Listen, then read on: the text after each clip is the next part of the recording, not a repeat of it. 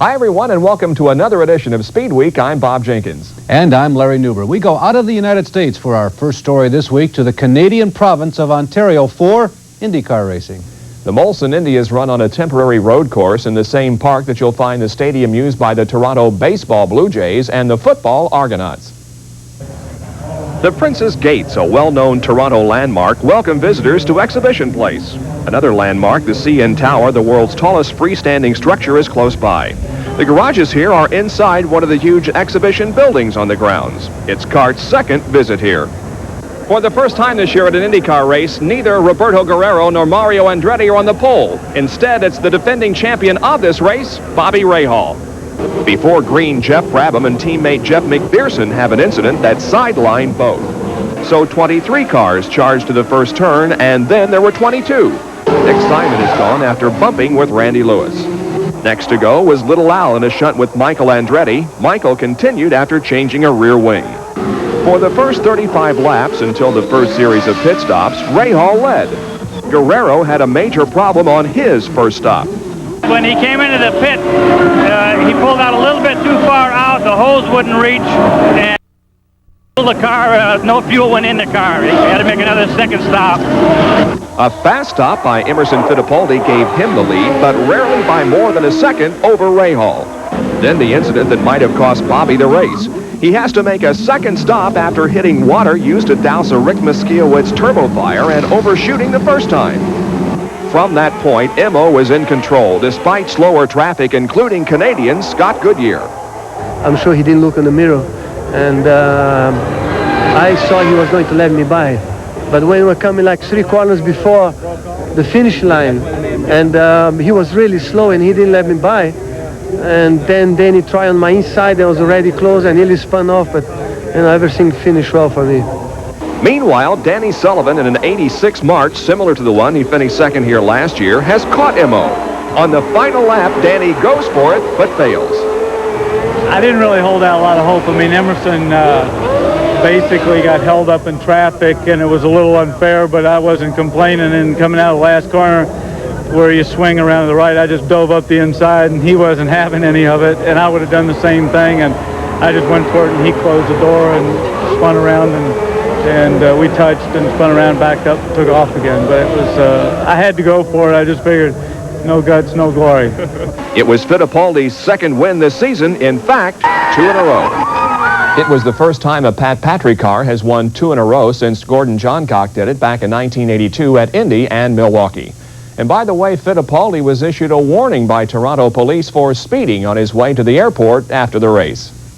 And after 2 successive races of being thwarted in his victory quest by Didier Taze, Tommy Byrne finally came home first in the American Racing Series.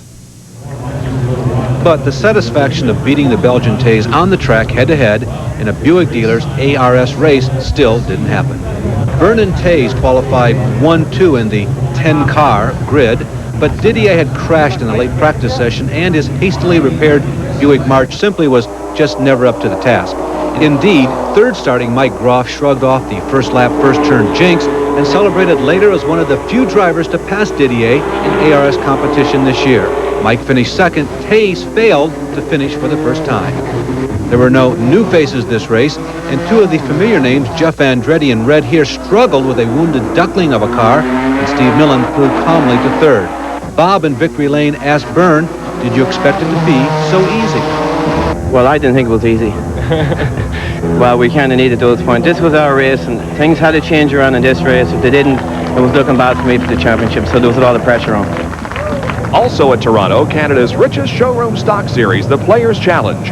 8 events in Eastern Canada, and this was the halfway point of the season. Number 16, Paul Reynolds, wasn't supposed to do this, exit through the Prince's Gates. He just failed to make the turn.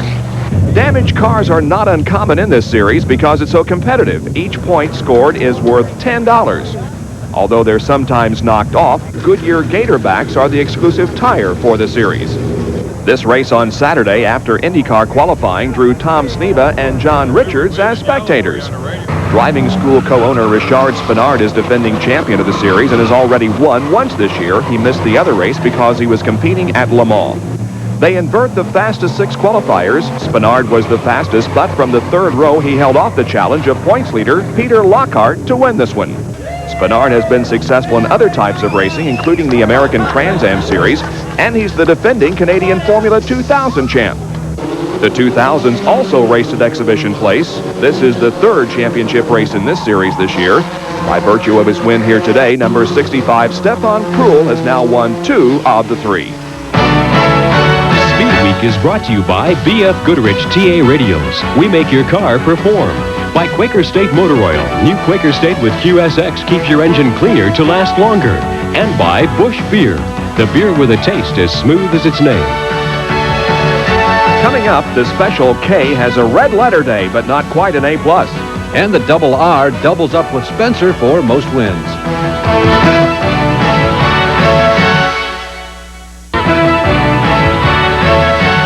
Given Tim Richmond's Pocono prowess, his recent hot streak in pole qualifying speed, his odds look pretty good Sunday for the Winston Cup event. The white car outside pole this weekend's surprise, and he's going to make the most of it. Super sophomore, Alan Kowicki. In the race's pace-setting early stages, it's Richmond and Bill. Not quite as awesome as he once was, Elliott. Even matched fender paint down pit lane, but neither was around at the end, both retiring with engine problems. There are few prettier pictures in racing than a Pocono restart. That 3/4-mile runway is often a piece of racing art. 3 crashes of some significance. This one car pops and Michael Waltrip for a checkup. These 4 cars were basically a gathering of the Eastern Clan.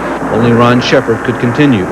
And this is the treacherous tunnel turn, which snagged, who else?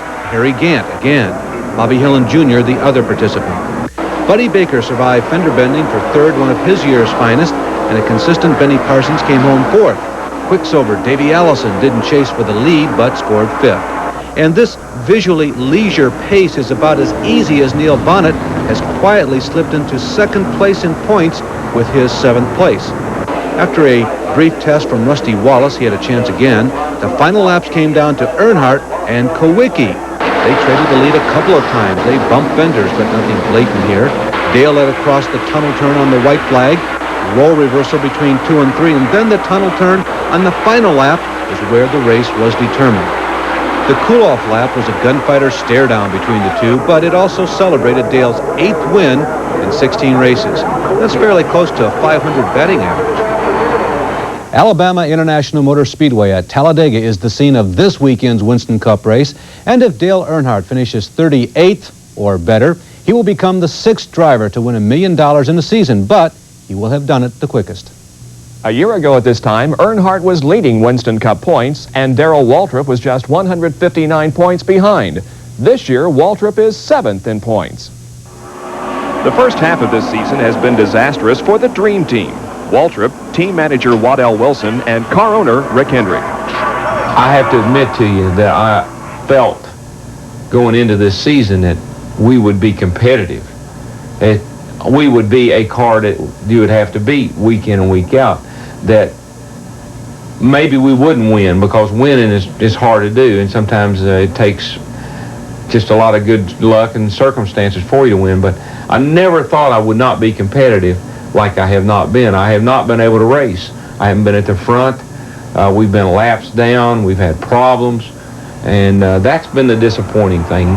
Darrell had 2 top 10 finishes before Sunday at Michigan and at the Firecracker 400, and he credits the return of crew chief Jeff Hammond. He has just given me back the confidence, and he has assured me that I haven't lost my mind, and he's made a big difference in preparing the car for the races that we've been to so far. That's why we ran better at Michigan, and that's why we ran better at Daytona. Waltrip finished 19th at Pocono, 10 laps off the pace. Now we'll have a special edition of Speedweek to wrap up the first half of the Winston Cup season, August 8th at 11 p.m. Eastern Time. Tommy Houston and Dale Shaw won Grand National North races last weekend at Stafford, Connecticut and Holland, New York, respectively. And Grand National drivers Larry Pearson and Elton Sawyer are among those who have enrolled in driving school at Road Atlanta. Their series competes there on August 2nd. The support race at Pocono is a 40-lap invitational ARCA race, the Dash for Cash. Starting positions determined by a draw. It put Jerry Churchill and Jack Wallace on the front row. After Churchill led the first 2 circuits, Chargin' Charlie Glotzbach took the point.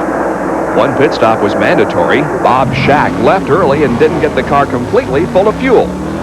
Grant Adcox, who has an impressive record on super speedways, especially Talladega, was a little off in the setup today. He'll finish third. Doug French, a modified racer from Wall Township, New Jersey, did a respectful job, a fifth-place start and a fifth-place finish. ARCA has run 71 super speedway races. This was the first in history without a caution period. Shack took command on the 15th lap and led the rest of the way. It was his fourth win in 5 Pocono starts, and he was second in the other. NASCAR's East Coast competing national modified circuit traveled to Thompson, Connecticut last week. Regular standout Reggie Ruggiero tied champion Jimmy Spencer for most wins this season, 4. No one else has more than 1. But this race was headlined by another modified tragedy. Traveling man Jamie Tomeno was that white car pole setting, Dave Resendez alongside. Less than 10 laps in, following the progress of Ruggiero, Corky Cookman slams the turn 3 wall at a severe angle. Removed unconscious, Corky was reported dead on arrival from massive internal injuries. The safety structure of the car seemed to hold up well, roll bars, cage, belts, but Corky's death is the third among prominent modified racers in the last 2 years. Maybe too similar to be ironic. Is it time to examine their structure? As usual in a modified race, some terrific racing. Jeff Fuller was quick for a while, and pit stops kept everybody honest. And for some reason, the front stretch was a hurdle, particularly on restarts. These are not replays or errors. Each is a separate incident. Mike Stefanik and Tomeno bruised some Nerf bars in this, and Reggie went on to the win. Prentice Corky Cookman, Jr., single, 43 years old, winner of 2 modified races in his career, the last here at Thompson a year ago. He is survived by his father. Formula Continental driver William Vermeer of Groveport, Ohio, was killed Sunday during an SCCA national meet at Indianapolis Raceway Park. And many-time Canadian National Speedway motorcycle champion Gary Ford was critically injured in a racing accident at Welland Speedway in Ontario. Ford is best known in the U.S. for his indoor speedway ice racing. Though remaining unconscious, hydroplane driver Steve Reynolds has been upgraded to fair condition at Methodist Hospital in Indianapolis. He was injured during a race 3 weeks ago in Madison, Indiana. In our next segment, a Mercure streak ends at 8. And streaking to first place in showroom stock doesn't necessarily mean a victory. Stay with us.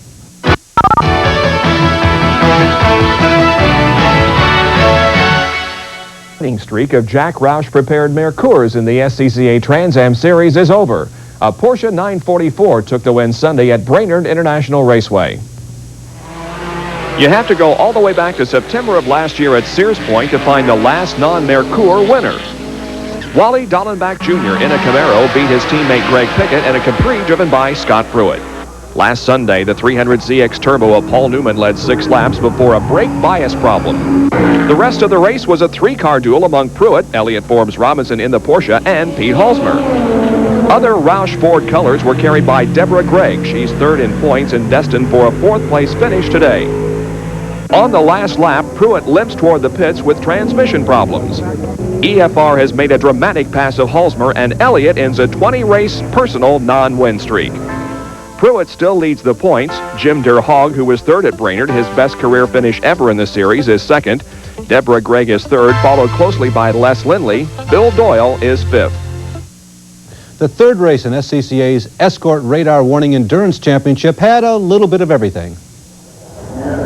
At 6 hours, a little bit of length, some sunshine, although very little, and a lot of rain, and not all at once. Rain showers rolled in like the tide, back and forth, and finally, a race where none of the first 3 cars across the line won the race. 3 teams continued to dominate the highest-ranking Supersport class.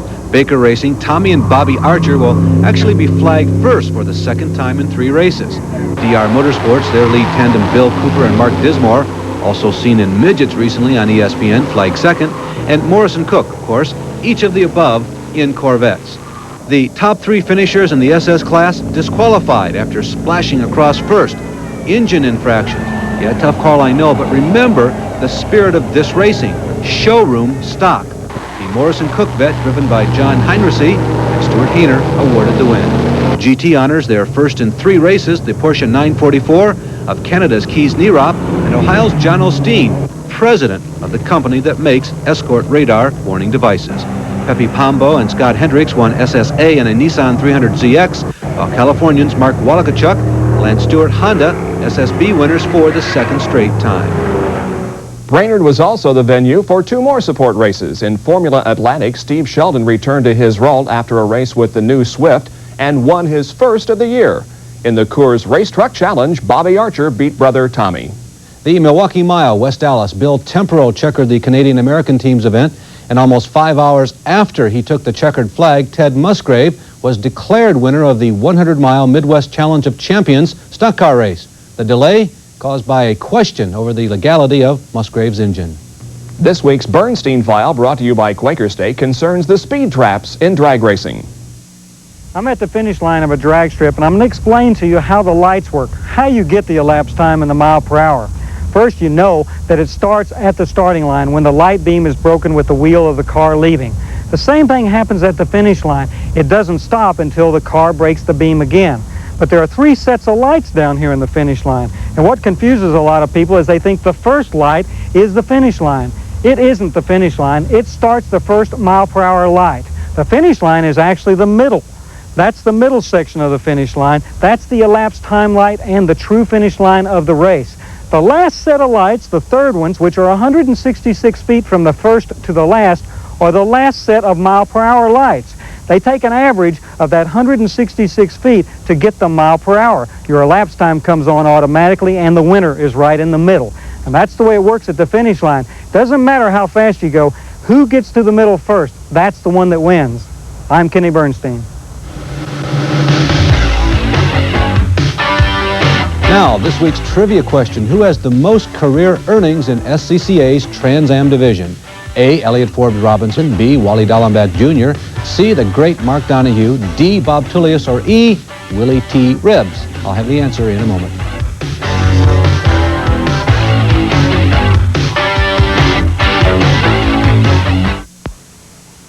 Motorcraft quality parts travel with a vast crowd. Like funny car champion Mark Oswald, pro stock champs Ricky Smith and Bob Little.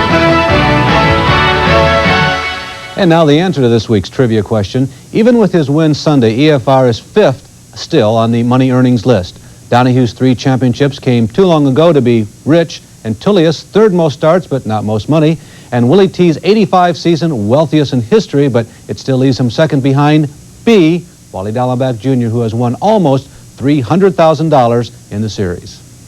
The World of Outlaws sprinters took their series to the southwest suburbs of Chicago last week.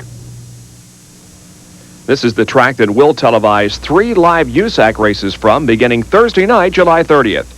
Before racing, a jams contest. Now, this is Mark Kinzer showing off his homemade outfit and demonstrating rather clearly that to be a good race driver, you don't have to have modeling skills. Brad Doty has pole for the A main, which he thinks gives him a definite advantage. This place, it's really narrow, tight cornered, and definitely starting on the front row is an advantage. Instead of racing and trying to pass people, all you got to do is race hard and keep them behind you. And I mean, it sounds easy, but it's definitely an advantage starting on the front. While Brad held the lead, Steve Kinzer was passing Bobby Davis Jr. for 2nd and lapping Doug Wolfgang. Sammy Swindell then passed Davis and began to challenge Steve, but Kinzer held the spot. Despite slower traffic and late laps, Doty won his 3rd World of Outlaw feature this year. And out west, the CRA sprinters have been competing regularly at Ascot Park, their home track, and here's an update on that season. This man drives for the winningest team in CRA history, the Bromie operation, whose drivers include Paul, brother of Parnelli Jones, and the great Dean Thompson, current driver Bubby Jones. And this is the team Bubby left last year, the Alex Morales group. The current driver, Eddie Worth, has been hot, winning 2 of the last 3 Ascot mains.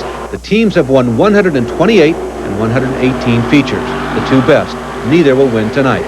Rip Williams will have a great evening, although things didn't look rosy in his heat, spinning with Jerry Meyer, who scattered photographers, including our Mark Lecco, who stayed in there, though, and undaunted, they all returned when the dust settled.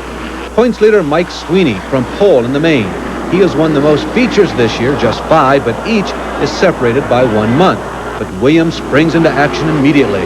This first-turn altercation left Scott Sloan on his side and several others parked. Coming up, though, the crash of the night. Worth was digging again, but the former cycle racer can't prevent this.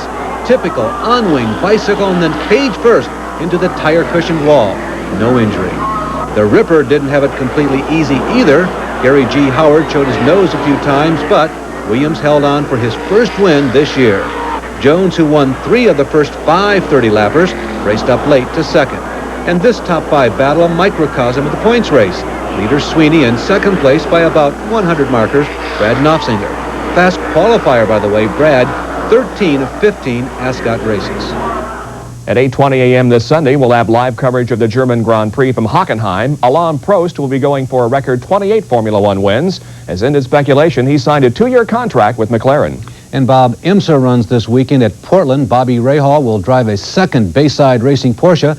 He's already won 2 IMSA races this year and is 5th in points. Of course, he's the points leader in Indy cars. And in our final segment, the runway at Long Beach is almost not long enough. But 94 miles an hour is fast enough, but just barely.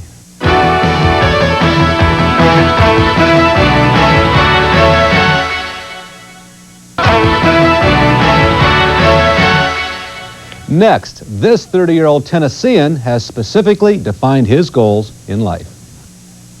They can't ignore me, not after this. And Robbie Knievel jumped 23 cars a couple of months ago in Vegas and said he wants to jump Caesars. Just because, and then I jumped 24 and 162 feet. Just because his name's Knievel and his dad did it doesn't mean it gives him the right that he should go in there and do it. You know, earn it. Have a jump off with me, win or take off. That's the way it should be. It's the American way. His run must begin in a second parking lot across the street. The jump takes off outside the stadium, 94 miles per hour required for success in a new distance record. After 3 warm-up jumps starting at 130 feet, Ernie says, I need them. This is it. Sailing out of the darkness, nearly backflipping in midair, then slamming hard on the rear wheel, but successful at 181 feet, 60 yards, the equivalent of 30 cars. Then he falls in pain with damage to his kidneys, his career's hardest hit, he said, but still selling his next jump. Ernie, you're the world champion. You got anything to say? Yeah, my back is sore. Caesar's Palace is next. They can't ignore me. I need a better bike, better suspension. I got it together. That counted. I brought that bike to a stop before I almost passed out. Congratulations. Thank you very much, guys. Let's go up. Oh, by the way, I'll be open for interviews next week. Again, a reminder that this Sunday at 8:20 a.m. Eastern Time, we'll have live coverage of the German Grand Prix from Hockenheim. I'm Bob Jenkins. And I'm Larry Newber. Report on that race, Winston Cup at Talladega, and IMSA at Portland all next week here on Speedweek.